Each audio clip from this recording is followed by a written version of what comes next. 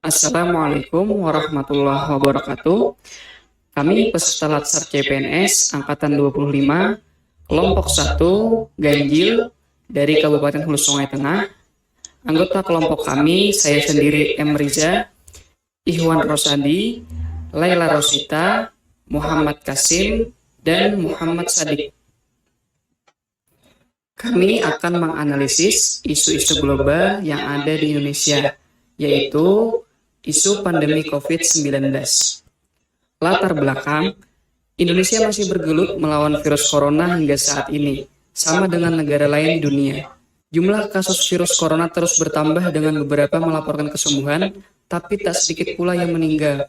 Usaha penanganan dan pencegahan terus dilakukan demi melawan COVID-19. Kasus virus corona diketahui lewat penyakit misterius yang melumpuhkan kota Wuhan, Cina.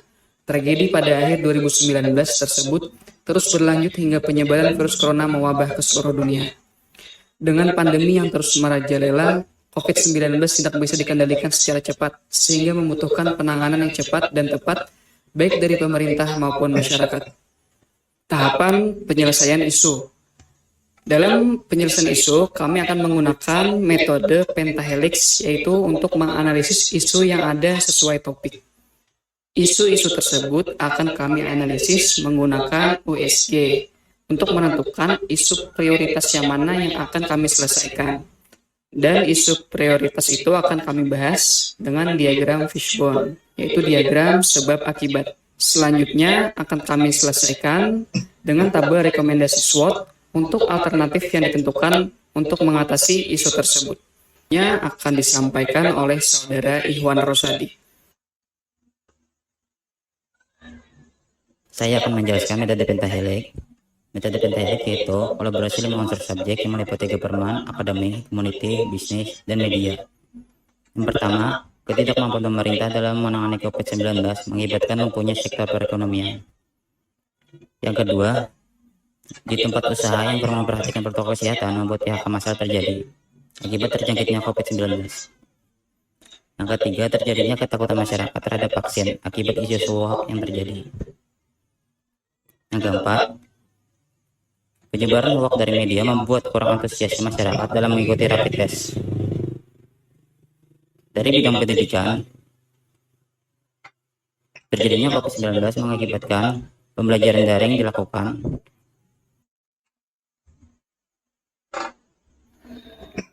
Kemudian ketika kelima isu tersebut telah ditentukan, maka akan dianalisis untuk menentukan isu mana yang akan menjadi prioritas dalam topik pandemi COVID-19. Dan analisis yang digunakan adalah analisis USG. Untuk masing-masing isu akan diberi skor skala Likert dari angka 1 sampai 5. Untuk isu pertama vaksin, urgensinya 5, seterusnya 4, GERD-nya 4, dengan total nilai 13. Yang kedua adalah pembelajaran jarak jauh, urgensinya 4, seterusnya 4, GERD-nya 3, total nilai adalah 11. Yang ketiga adalah PHK massal, urgensinya 4, seterusnya 4, GERD-nya 4, total nilai 12. Untuk rapid test, urgensinya 4, seterusnya 3, GERD-nya 3, totalnya 10. Dan yang terakhir, belum punya sektor perekonomian, urgensinya 5, seterusnya 5, GERD-nya 5, dan total nilai ada 15. Setelah itu akan didapat peringkat berdasarkan total nilai analisis USG tadi, di mana untuk peringkat pertama ditempati oleh isu lumpuhnya sektor perekonomian. Oke, selanjutnya kita masuk metode Fishbone. Ini mempermudah untuk mencari penyebab dari suatu masalah, dan yang akan kita bahas adalah penyebab dari masalah lumpuhnya sektor perekonomian akibat pandemi COVID-19. Dari segi ini kita ketahui kebutuhan masyarakat meningkat sedangkan pendapatan menurun. Kemudian terjadi banyak PHK karena banyak pekerja menjadi klaster COVID-19.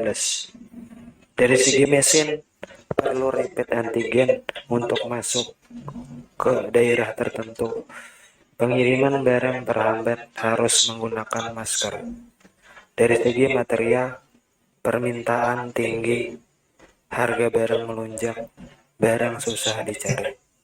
Dari segi metode, kebutuhan bahan pokok menjadi langka, harga barang naik, banyak usaha yang bangkrut, banyak penimbunan barang.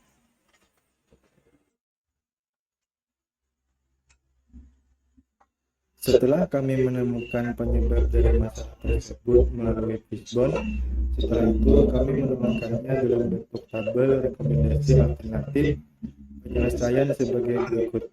Isu yang kami angkat adalah lumpuhnya sektor perekonomian, adapun penyebabnya daya beli masyarakat yang menurun karena harga kebutuhan meningkat. Alternatif pertama, memberikan pelatihan bagi pelaku UMKM. Tahapan setiap alternatif yaitu mendata UMKM yang terdampak pandemi, memberikan pelatihan usaha kecil yang dapat dilakukan pada saat pandemi COVID, memberikan pelatihan tentang cara pemasaran produk secara online. Hasil yang diharapkan adalah agar UMKM yang terdampak pandemi dapat bangkit dan dapat memasarkan produknya secara luas. Alternatif yang kedua, membuat usaha kreatif. Tahapan setiap alternatif yaitu mencari peluang usaha yang dibutuhkan saat ini, mengumpulkan sumber daya manusia yang ada, manfaatkan sumber daya alam yang ada di sekitar, membuat produk inovasi yang dibutuhkan saat ini, dan pasarkan dalam bentuk yang menarik. Hasil yang diharapkan adalah agar terbukanya lapangan kerja baru bagi karyawan yang terkena PHK. Lalu alternatif yang ketiga, ada dana bantuan pemerintah lebih merata dan tepat sasaran. Tahapan setiap alternatifnya yaitu mendata kembali warga yang layak diberi bantuan, memastikan calon penerima bantuan, memastikan bantuan sampai kepada penerima, dan memastikan pemanfaatan bantuan. Hasil yang diharapkan adalah untuk mengembalikan perekonomian, pemerintah harus memberikan bantuan dana agar masyarakat dapat membangun kembali perekonomian. Para pihak yang terkait yaitu pemerintah daerah dan masyarakat.